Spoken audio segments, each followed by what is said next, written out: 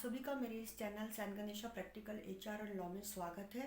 और जैसे मेरा जो ये चैनल है मेनली एचआर की जो डे टू डे फंक्शनिंग है उसके बारे में जानकारी देता रहता है, वीडियो के माध्यम से हम देते हैं। तो उसी थ्रेड ऑफ कम्युनिकेशन में आज हम बात करते हैं how to manage the contractor workforce. तो जैसा कि आप जानते हैं कि काफ़ी ऐसी इंडस्ट्रीज़ है, मैन्युफैक्चरिंग यूनिट्स है या कंस्ट्रक्शन इंडस्ट्रीज़ की साइट्स होती हैं जिसमें कॉन्ट्रैक्टर वर्कर की रिक्वायरमेंट होती है। अब फॉर एग्जांपल जैसे आप सोचेंगे मैं एक मैन्युफैक्चरिंग प्लांट में काम करती हूँ, है ना, और मेरे पास जो वर्कफोर्स है वो सपोज़ कीजिए 1000 पीस पर डे का एक हम लोगों की कैपेसिटी है। तो उसके हिसाब से वर्कमैन की कैपेसिटीज़ है, तो वो हम जो है प्रोडक्शन होता है उतना। लेकिन सडनली क्या होती है, बड़ा ऑर्डर आ जाता है और हमको सपोज 1500 या 2000 पीस बनाने हैं। तो हमको फॉर दैट स्पेसिफिक पीरियड की हमको वो ऑर्डर कंप्लीट करना है ना, टाइम पे डिलीवरी या शिपमेंट देनी है। तो हम क्या करते हैं, एडिशनल कॉन्ट्रैक्टर वर्कर को हायर करते हैं। तो वो कैसे हायर करते हैं, उनकी क्या क्या कंडीशंस होती हैं, तो इस बारे में आइए थोड़ी सी हम चर्चा करते हैं। तो देखिए, एचआर डिपार्टमेंट के जो फंक्शंस होते हैं, अगर मैं कंपनी की एचआर पॉलिसी की भी बात करूं तो वो रेगुलेट होते हैं किससे, लोकल लेबर लॉज से, राइट। एचआर डिपार्टमेंट की जो काफ़ी एक्टिविटीज़ होती हैं वो लॉज से जो है वो रेगुलेट होती हैं, गवर्नड होती हैं। तो हम कॉन्ट्रैक्ट लेबर की अगर बात करते हैं तो contract labour regulation and abolition act 1970 है, जिसमें ऑलरेडी सब प्रोविजंस दिए हुए हैं कि किस तरह से कॉन्ट्रैक्टर की वर्कफोर्स को हायर करना है, कैसे उसको मैनेज करना है, क्या क्या स्टेटरी हमारे ऑब्लिगेशंस है कंप्लायंस के, जिसको हमारी कंपनी को एज ए प्रिंसिपल एम्प्लॉयर पूरा करना है। तो दोस्तों, हालांकि ये टॉपिक अपने आप में बहुत वाइड है, ओके, बट हम इन शॉर्ट और मेन पॉइंट्स को इसमें छोटे से डिस्कशन में जो है वो स्लॉट में डिस्कस करेंगे। तो लेट्स स्टार्ट। ओके, सबसे पहले तो देखिए, अगर सपोज कीजिए मैं एचआर में हूँ, मेरे पास एक मैनेजमेंट से ऑर्डर आता है कि सोनिया आपको जो है सपोज कीजिए 200 कॉन्ट्रैक्टर वर्कर्स को इस काम के लिए हायर करने हैं। Okay, work number A, component production 2, C, D. तो मैंने सबसे पहले क्या करना है, मैंने ये देखना है कि गवर्नमेंट ने कोई ऐसा सच नोटिफिकेशन तो नहीं अभी दिया है आसपास कि जिसमें इन कामों के लिए या मेरे इंडस्ट्री के लिए कॉन्ट्रैक्टर लेबर को हम नहीं हायर कर सकते, या इनमें से किस कंपोनेंट के प्रोडक्शन के लिए, किस काम के लिए हम हायर कर सकते हैं। तो पहले मैं तो ये चेक करूँगी, मेरे पास 4 काम के लिए दिया है, 4 लाइनों के लिए मुझे करना है। ये प्रोडक्शन का काम है, सपोज कर मेरे को उसकी अपर स्टिचिंग के लिए करना है, कहीं फिनिशिंग के लिए करना है, कहीं पेस्टिंग के लिए करना है ना। तो मैं कहीं पैकिंग के लिए करना है। तो मैं पहले उन चारों के बारे में देखूंगी कि भाई गवर्नमेंट ने ऐसा नोटिफिकेशन नहीं दिया, ओके नहीं दिया, मैंने चेक कर लिया। फिर मैं क्या करूँगी, एम्प्लॉयर के पास एक जो है क्या होता है, सर्टिफिकेट होता है अंडर सेक्शन 7, इसका ऑलरेडी कॉन्ट्रैक्ट एक्ट में जो है उसका ब्यौरा दिया हुआ है। प्रिंसिपल एम्प्लॉयर को कॉन्ट्रैक्ट लेबर को जो है हायर करने के लिए एक क्या कर लेना पड़ता है, एक्ट के अनुसार रजिस्ट्रेशन सर्टिफिकेट लेना होता है। ठीक है, मेरे एम्प्लॉयर ने वो सर्टिफिकेट ले लिया, उसकी फॉर्मेलिटीज़ डिफाइंड है और वो भी मैं आगे आगे वीडियोज़ में डिस्कस करूँगी। फिर वो सर्टिफिकेट ऑब्टेन करने के बाद क्या होता है, वो जो कॉन्ट्रैक्टर मैं लूँगी, हायर करूँ, तो उन कॉन्ट्रैक्टर के पास लाइसेंस होना चाहिए। अगर वो 20 या उससे अधिक लोगों को जो है वो हायर कर रहे हैं तो उन पे वो लाइसेंस, पहले मेरे एम्प्लॉयर पे जो है वो सर्टिफिकेट होगा, रजिस्ट्रेशन सर्टिफिकेट, फिर उन कॉन्ट्रैक्टर पे लाइसेंस होगा, है ना, कि वो एक कॉन्ट्रैक्टर है। उसके बिहाफ पे हम कॉन्ट्रैक्टर लेबर को जो है वर्कफोर्स को हायर करते हैं। ठीक है, नेक्स्ट प्रिंसिपल एम्प्लॉयर की जिम्मेदारी क्या होगी, जब उनकी तनख्वाह बटेगी।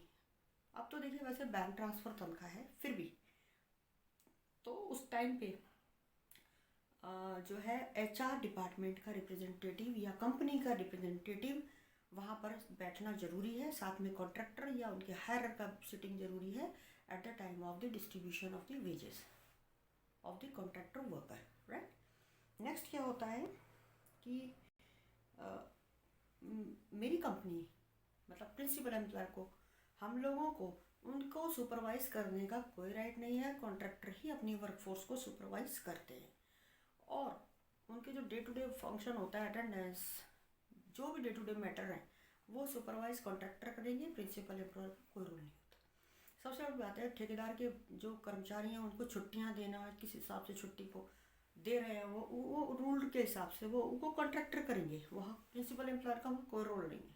ठीक, उसके बाद क्या होता है, जितना भी कॉन्ट्रैक्टर का जो रिकॉर्ड मेंटेन होता है, उनका अटेंडेंस रजिस्टर है, जो प्रिस्क्राइब्ड फॉर्म्स होते हैं ऑलरेडी जो एक्ट के अनुसार हैं, अटेंडेंस रजिस्टर है, उनका वेज रजिस्टर है, उनका लीव रजिस्टर है, लीव कार्ड्स है एम्प्लॉइज़ के, पर्सनल रिकॉर्ड है, तो वो सारा रिकॉर्ड कॉन्ट्रैक्टर खुद मेंटेन करते हैं, उसमें एचआर का कोई रोल नहीं होता है। ठीक है। और अगर उनकी एलिजिबिलिटी पीएफईएसआई में आती है तो उनको पीएफईएसआई की सुविधा भी दी जाती है। राइट। अच्छा, सबसे बड़ी बात है कि एक एनुअल रिटर्न जाती है स्टेटरी कंप्लायंस में, जिसको प्रिंसिपल एम्प्लॉयर को भरना होता है, तो प्रिंसिपल एम्प्लॉयर की जिम्मेदारी है कि वो रिटर्न को टाइम से भरे।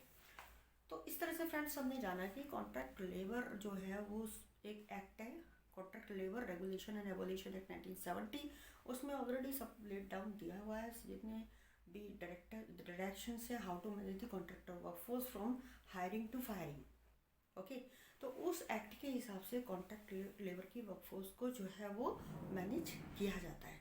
लास्ट बट नॉट लीस्ट, सबसे बड़ी बात है कि प्रिंसिपल एम्प्लॉयर की सबसे बड़ी जिम्मेदारी है कि कॉन्ट्रैक्टर वर्कर को प्रॉपर काम करने की सुविधा, उनके लिए क्लीनलीनेस जो भी फैक्ट्री एक्ट के अनुसार आते हैं, तो वो सब सुविधाएं हैं उनको, proper lightning, canteen, separate toilets for ladies and gents, drinking water station, proper sitting area, और उनको टाइम टू टाइम जो ट्रेनिंग दी जाती है ना, जैसे हेल्थ एंड सेफ्टी की ट्रेनिंग है, फायर फाइटिंग ट्रेनिंग है, और आपकी ये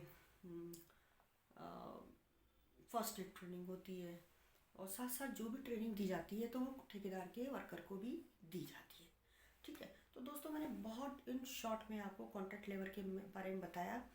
तो जैसे मेरे चैनल का नाम है प्रैक्टिकल एचआर एंड लॉ, तो हम एचआर के साथ साथ कुछ लीगल की भी बात करते हुए चलेंगे। जो एचआर डिपार्टमेंट के पर्सनस जो होते हैं वो उनको कुछ लीगल ड्यूटीज़ को भी डिस्चार्ज करना होता है, कुछ लोकल लेबर लॉज को भी कंप्लायंस करना होता है अपनी कंपनी में। तो और वो प्रॉपर एक गाइडलाइन वहाँ से हमको मिलती है कि हमको ये रजिस्टर को मेंटेन करवाना है, ठेकेदार से उनको बताना है भाई ये करिए, है ना। तो इसके बारे में बहुत छोटा मैंने आपको आज एक वीडियो बनाया, और आगे इस श्रृंखला में मैं और भी वीडियो बनाऊंगी कि लाइसेंस लेने के लिए क्या क्या फॉर्म्स की ज़रूरत होती है, क्या क्या प्रोसीजर्स होते हैं, ग्रीवांस रिड्रेसल कॉन्ट्रैक्टर वर्कर के साथ कैसे किस तरह से किया जाता है, किन किन रीजन से ग्रीवांस होता है, तो हम उस पर भी चर्चा करेंगे। तो ये इनिशियली एक स्टेप है। तो फ्रेंड्स आपको पसंद आया होगा। अगर आपको ये वीडियो पसंद आया है, अगर आप नए हैं तो प्लीज़ इसको सब्सक्राइब करना मत भूलिएगा, क्योंकि देखिए आप हमारे चैनल से जुड़िए, आप हमें आइडियाज़ दीजिए, हम उसके अनुसार और भी वीडियोस रिफाइन करके बनाएंगे, है ना। और मेरे वीडियोस हिंदी इंग्लिश दोनों ही लैंग्वेज में होते हैं, तो I do welcome all the ideas. तो आप मुझे कमेंट कीजिए, I do really wait for the comments.